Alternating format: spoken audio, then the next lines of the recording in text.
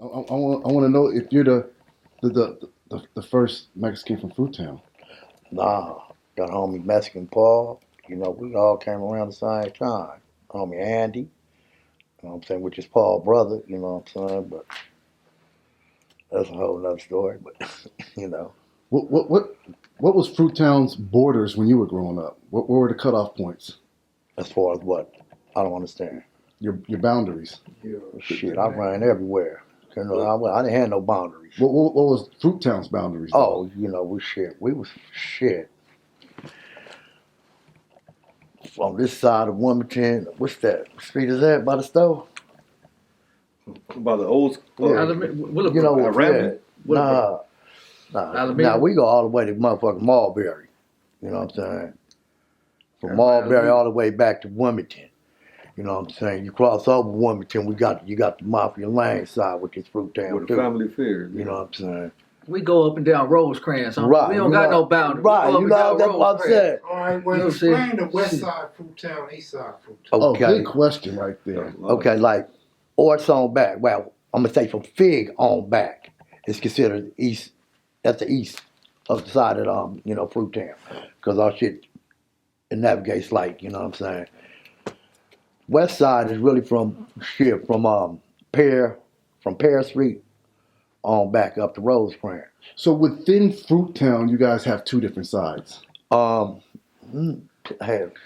technically, what I'm saying, growing up, I don't give a fuck what side you're on. We claim East Side Fruitown. That's what I claim, East Side Fruitown, Piru. You know what I'm saying? But now I do have G homies, it's West Side Fruitown, you know what I'm saying? But for the most part. Where does Pocket Hood begin and Fruitown stops? We are our borderline is Stockwell. Once you cross over Stockwell, that's Pocket Hood. I mean, immediately motherfucking 20 feet. Are you laced on Fruitown history? Yeah. Do you know who the founders are? Majority of them. I can say like my homie Red Rooster. You know what I'm saying? We was neighborhood boys. You know what I'm saying? And they, they little crew. His brothers and them, all them. Momo and all them. They started. In 1973. You know what I'm saying? Became Fruitown Piru. What makes Momo's this interesting character?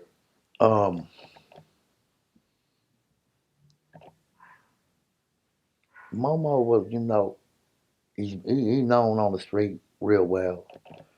I think his name really got made when he went to the penitentiary. You know what I'm saying? He got out, I was in.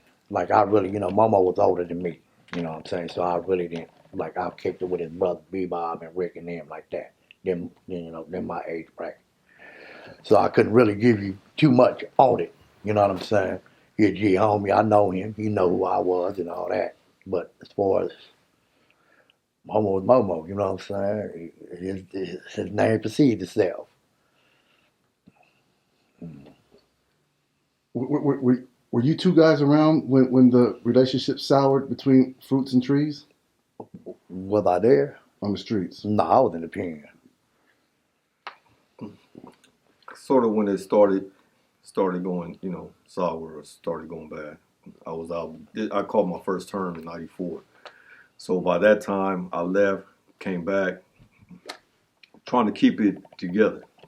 As far as what I mean, my friends are my friends. My homies who are my homies know me from inside. So Fruit Trees, I still hold a place for that because this is what I knew and I got to know. And it's always been there with me. You know what I'm saying? And as an individual, it's sad where it went. But as far as like homies, when I went to the pen, they were on the yard. They learned I was on the yard. They had no problem coming over there, shaking my hand. I embraced a lot of old homies, a lot of G homies from the trees. A few are out, stay strong, keep pushing. Some of them still in. But they had no problem bringing me a care, a care package or like, man, what do you need? So what's up, homie? Y'all, what's going on? We talking up some good times. We're not with this other you know what I'm saying, on the hate and this and F this. What's and on the street is on the street. Yeah, what's on the street is on the street. Was it a gradual beef, or it was an incident that just happened and it was a point of no reconciliation? Or was this skirmishes, fights, things of this nature? Or it was like a one-time, oh shit, these niggas really did this, it's over. I couldn't tell you. I wasn't there, and I ain't with it. You know what I'm saying? I don't like it. You know what I mean? What was the reaction to you older Pirus that were in the penitentiary when this happened, especially to you guys from Fruits Don't and come Trees? up in here. You killed the homie. You know what I'm saying? You kill another Piru, you know what I'm saying? Fuck you. Be honest, you know what I'm saying? Or blood for any matter, you know what I'm saying? Why couldn't it get squashed? Was there a void of people of influence on the street at that time? This younger generation, man, there's no tameable to them.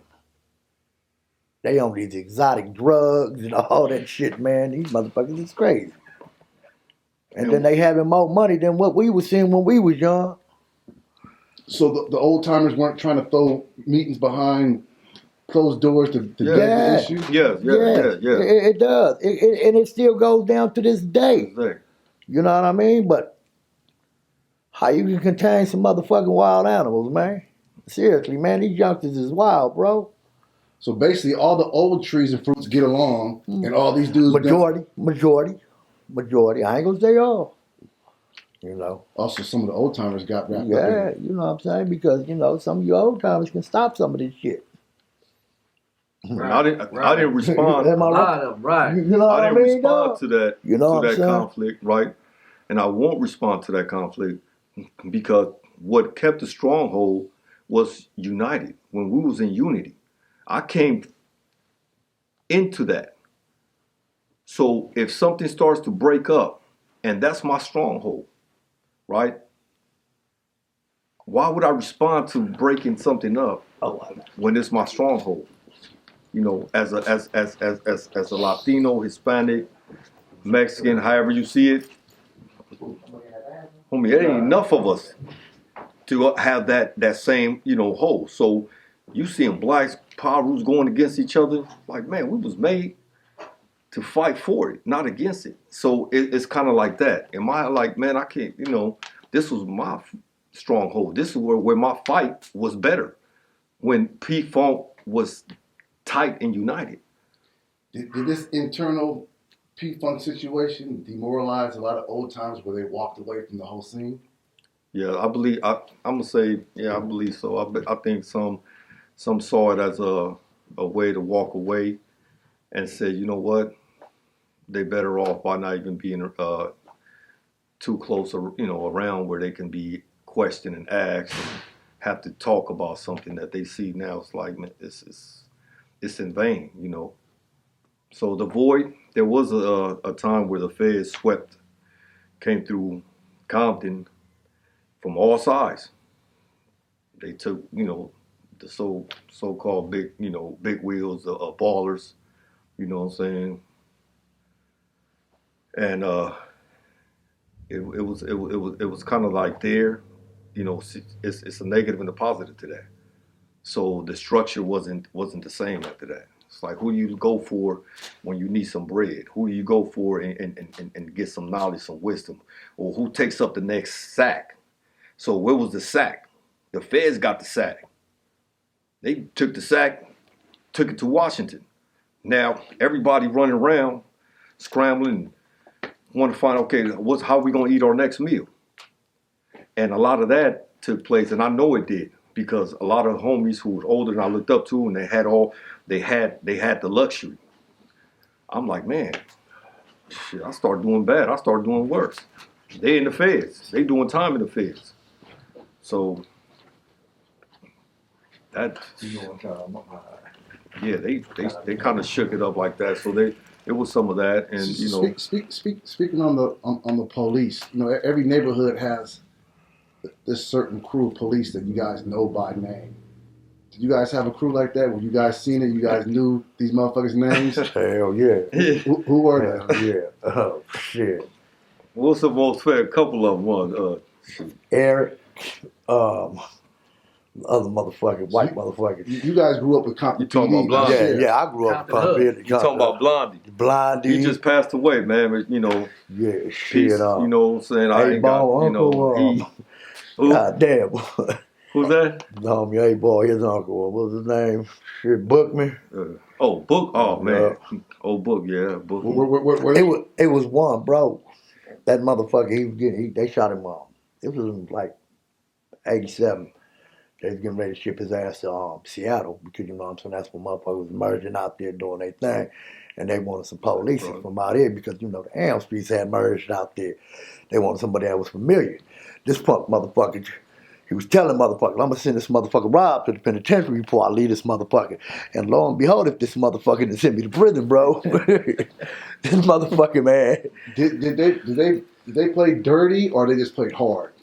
Nah, you know, they try to play that cool role. You know what I'm saying? Like they used to let a nigga slide sometimes, give me 100. Man, they done pulled up on the motherfucking man, and motherfucker got the pistol right in my pocket. Rob, get in the yard.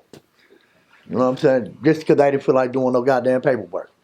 But there's been time where they pull up on the motherfucker, act like they talk to you, and handcuff your motherfucking ass. Man, you used to be able to pay the bailiff sometimes, right? It was a famous bailiff that worked in the Compton station, and I forgot his name. But there was a couple of cool ones. They knew if you had enough money for them, sometimes they saw your dog. Man, you don't hear some. I remember I went to jail in Beverly right Hills. out of there, take the money from the book. You won't even look back. Yeah. I remember I went to jail in Beverly Hills. You know, motherfucker, me and my boy, we out there doing our little thing. But shit, Big Reg. Big Reg. That motherfucker was a bailiff out there. I'm in there using the alias name, thinking I'm finna get out. Motherfucker, what? Rob, what the fuck you doing out here in Beverly Hills? Man, you know, that ain't my name. You know, let the motherfuckers go. Those two white cops you see on all these hip hop documentaries, did they patrol your area? Nah. You know what I'm talking about? I don't know. You know know. what I'm talking about, man? No. Those two cops they always have on the death row documentaries, the two white boy cops that are involved in the whole Southside death row shit. It was LAPD, wasn't it? Yeah, they was Yeah, LAPD. it was LAPD. What else? Next question, man. Come on now. We too focused on Fruit Town, Don't be jealous, huh? It's a Piru thing. Did you ever make it to the penitentiary? No. You dodged that? Dodged that. Okay, so you didn't go through all the. That's a good time. Are you Rasa? All that. In the county, we did. Yeah, they gonna get it through Oh, the you got- county too, though. Shit. What was the first year you hit the county? Probably like 2000. It was racial in 2000. Yeah. Me and Mac were in there in 2000. You know, You feel me? I hit the county.